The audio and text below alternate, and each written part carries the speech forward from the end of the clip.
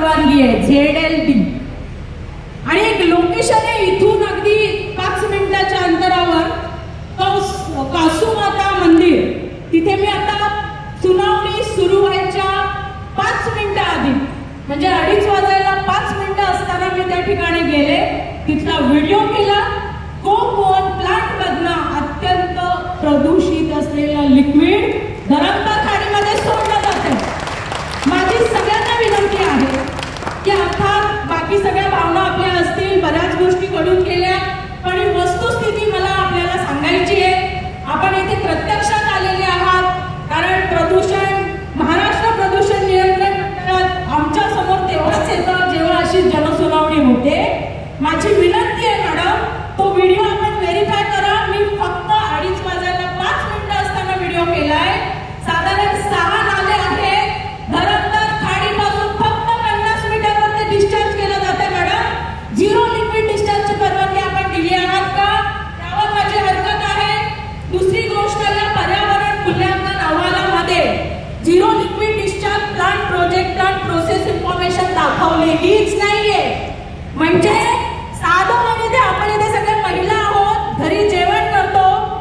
शासनाने हगणदारी मुक्त गाव केलंय. प्रत्येक घराला एक शौचालय आहे.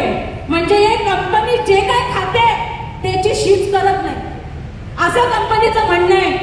आणि आम्ही आता ती शी बघून आलोय, त्याचा व्हिडिओ केलाय. आपल्यापैकी कुणी जाऊन करू शकता. माझा त्यामध्ये काही हस्तक्षेप नाहीये.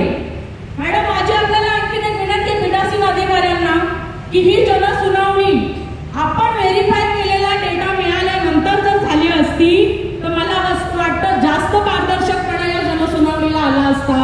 कारण कंपनीने दिलेल्या कंत्राट दिलेल्या एक मेकॉन लिमिटेड या खाजगी पर्यावरण मूल्यांकन करणाऱ्या कंपनीने तो अहवाल सारांश अहवाल दिलेला आहे.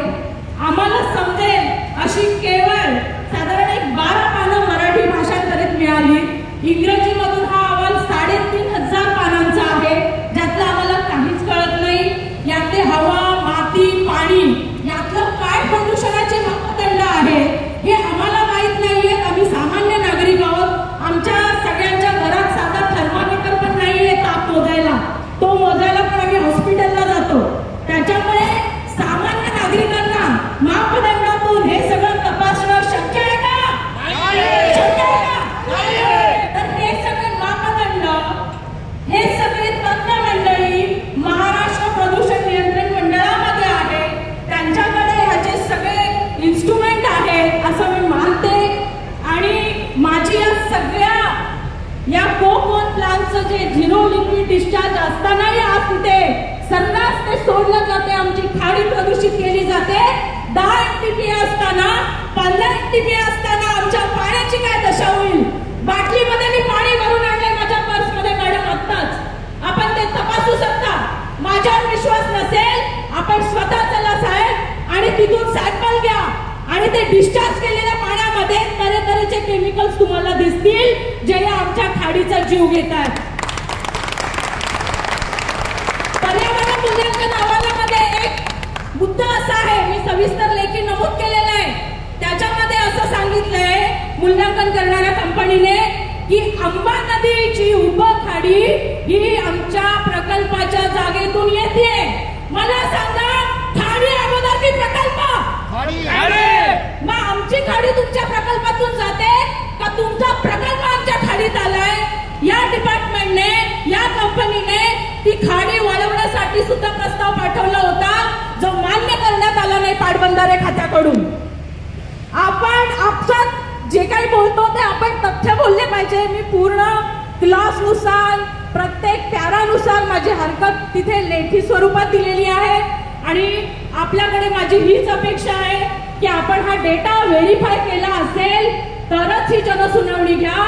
दुसरा मला इथे एक विचारायचं आहे की इथे पाठिंबा देणाऱ्यांसाठीची जनसुनावणी आहे की पर्यावरण मूल्यांकन वरचे आक्षेप नोंदवण्यासाठी, किंवा ते आम्हाला मान्य आहे यासाठीची सुनावणी आहे? याचा एकदा पीठासीन अधिकाऱ्यांनी खुलासा करावा.